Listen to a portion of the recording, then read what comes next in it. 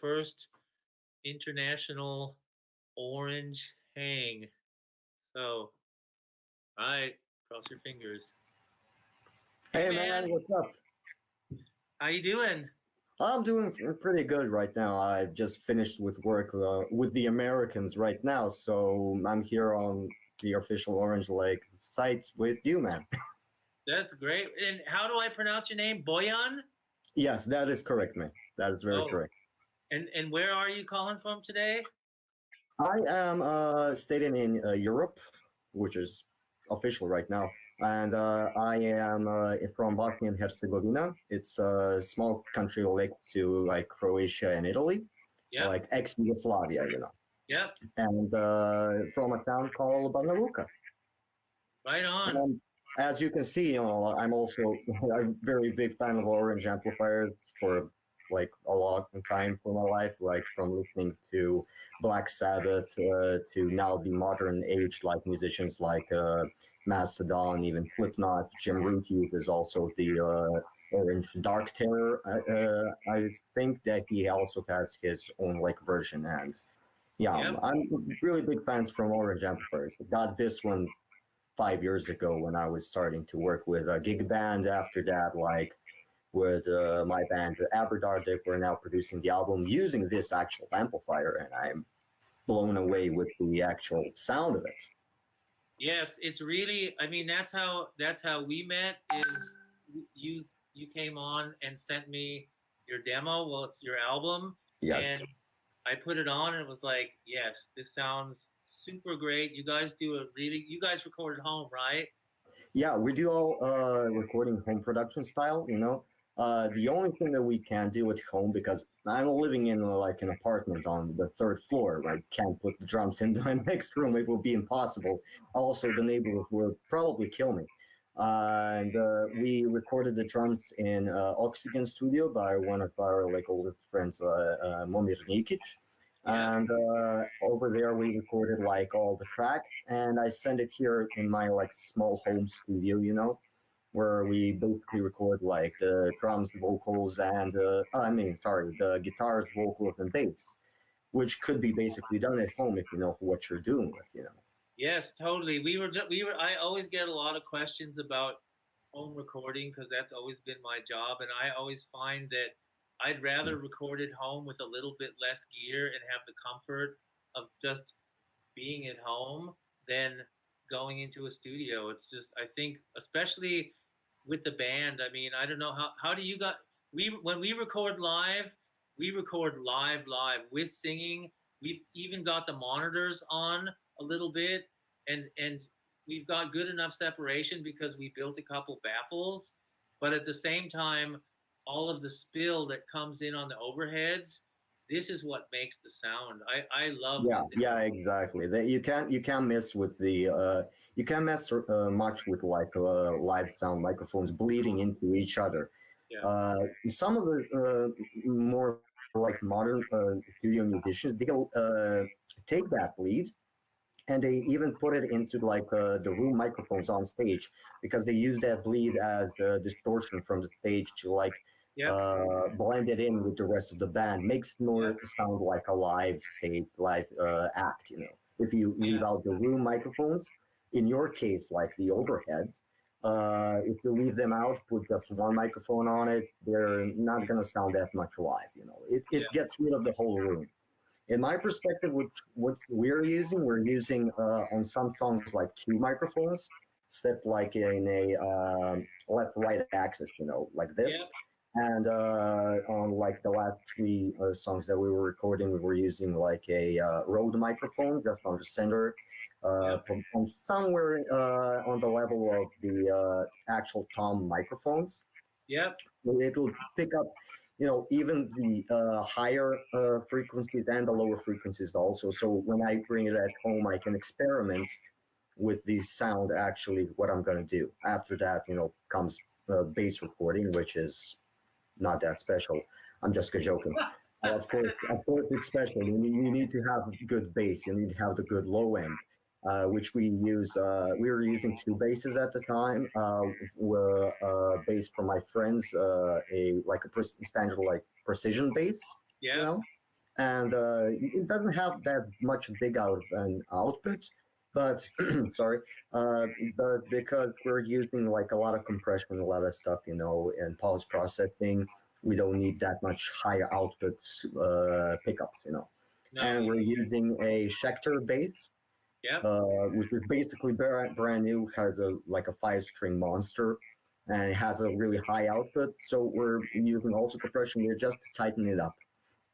All goes through like VST programs from like I don't know, Ampeg, the JSD Help Razor, which is pretty good, Yep. no doubt Yeah. about it. I mean, let me interrupt you real quick and just tell Yeah, everybody, sure, sorry. for everybody that watches this either live now or when they watch the repeat, you can get Bojan and his band's information is going to be on the bottom of YouTube and Facebook. And I really recommend that you check it out because I get a lot of recordings, and this is one of the better rock recordings that I've gotten from people. It's really, it's a great band. There's really good energy, and if you like stoner rock, it's a really good example of what you can do at home. And I think what kind of guitar microphones are you using? Or I am, yeah, I wanted to come to that part after the bass. That's how I usually approach drums, bass, guitars, and the rest.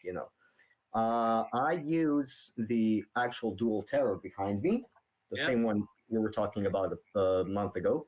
And it goes to like a custom cabinet. It is not in orange, but it is orange. all right. So Like it gets custom messed up custom with there. a K, Yeah. like So 70s. it's orange felt, as you can see here.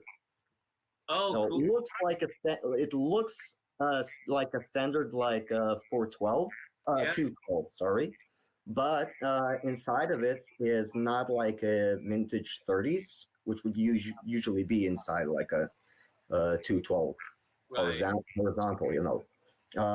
This cabinet, me and my dad made. Actually, he made most of it. I gave him just the idea. He made most of it, and inside I have like a Dynacord 20 to 20 hertz, speaker, Yeah. and a old vintage RCF. Oh, wow. Usually, what I do when I play, it blends in those like higher and lower frequencies from these Right. speakers. I usually use the lower ones because they're more easy to manipulate for me in that stoner genre. Yeah. What I use it on recording it, I take like a standard SM57, which I don't know that guitar players around the world are not going to know that microphone. It's like a legend. Yeah. You basically run a truck over it, it's not going to break. Yeah. I think they even have a commercial with the SM57, a truck going over the actual microphone. Right on. And I put it on the center of the cone, and on the rim, I am using a Electro Voice ND478, Yep. which covers the bass. Yeah.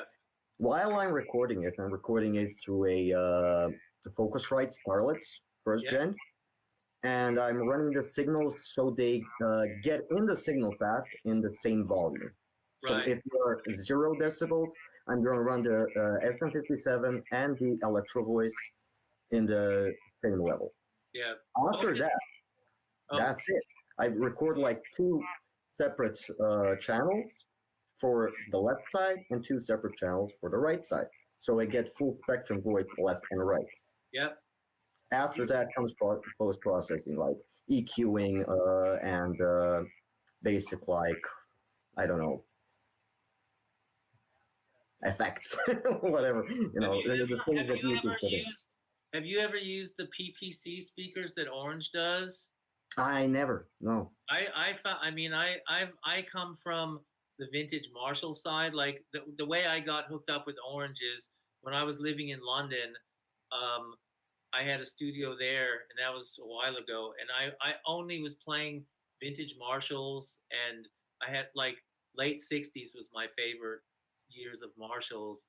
And I met the guys from Orange, and they said I'd be happier with Orange, and so that's how I started. And I've never played Marshall since then. And the reason like when I play live, I use an OR50 orange, Hmm. and the PPC 212 cabinet, that's got the tightest bass that I've ever played on a cabinet. But and so what I like about that is that I whatever sound I get, it's like when I haven't had to EQ anything on this album so far.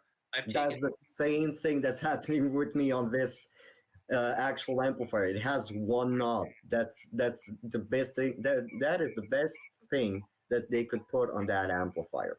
No, yeah, one knob. You have either low or high. There's no in betweens of anything, and and I they're really love voiced it. great, man. Orange amps are voiced. I never changed, even on this one. I never changed the Yeah, EQ. It doesn't matter if I'm playing on a funk record for someone or if I'm doing a rock record or indie. I never changed the EQ on this amp. It's just I don't know how they do it because I don't know shit about technology. But the voicings of all levels, like the dual terror too, yeah, great.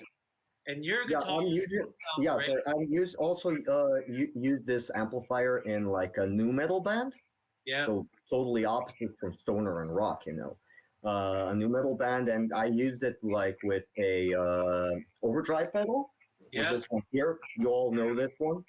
It's a yeah. super overdrive, and I would put that directly in front of the amplifier, boost it a little, and that's all. Drive would be low as hell. Yeah, it's And it killer. would it would crank up the middles just enough to get like the guitar out of the mix so the whole band can hear it like grunging in on the back. Yeah, it's really cool, and I really hope you guys go and listen to Aberdar because it's really. I think that they've put a lot of work into it, and your videos are good, and your sound is really good, Thank you, sir. and I think you should keep us all posted and interact with the. I think because the kind of music that you're doing, I think a lot of orange guitar players. This is something that they'll be really interested in because the questions I get the most are how to get a sound at home, and I really Oh, think. it's pretty easy. A lot of work, a lot of effort, a lot of time, And what kind of and a good guitar do you play? amplifier. What kind of guitar do you play through your amp? I am using this right here. Can you see it? Oh yeah, It's an Harley Benton, yeah. and this one is a Paris Flame.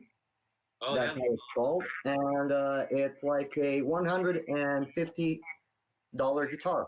I know that guitar is the one that they said they. I mean, I haven't lived in London for about 9 years now, but I know that guitar because that's the guitar that they used to sell down on Denmark Street at the store on the corner, and I never saw that guitar before I went to London. These guitars are amazing. They're cheap, but they don't sound cheap.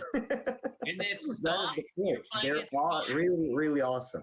And besides this guitar, I also use a seven-string Ibanez, which is, a little more high expensive guitar. Yeah, that's It's not here at the moment. I just wanted to show that with a cheap guitar, actually, you can make a really good sounding record. yes, And using also orange amplifiers. yeah, of You course. can't go without that. I mean, yeah, or I say it all the time, and everybody goes, "But you have to say that," and it's like I don't have to say it. It's like Yeah, exactly. if it didn't Like sound so under good, this, under the orange, I have like a vintage Yugoslavian amplifier, like no tubes at all, but it has 120 watts in it. Gets yeah, really loud, really fast. yeah, And it's from an old Yugoslavian company called Chayevets yeah, that was shut down during the war here in the Balkans. You know, and these guys they were basically making like refurbished weapons, during the war. After the war, they were making like refrigerators and stuff like that, and tried to make amplifiers to compete with the actual like martial industry. But during the war and everything, finances was very bad here, so they shut down. But there are still reminiscences of these amplifiers, and they're like museum quality. yeah. But they still work. They still work. They're never gonna shut down. I East. I think that your part of Europe is awesome. I also lived in Munich, Germany for a while, and I Okay. traveled all through, all through Eastern Europe. And I've worked with people from Eastern Europe, and well, ex-Eastern Europe. And I think that you guys rock harder than most people do for sure. We're trying to keep our best. Yeah. It's I think it's a rock zone all over.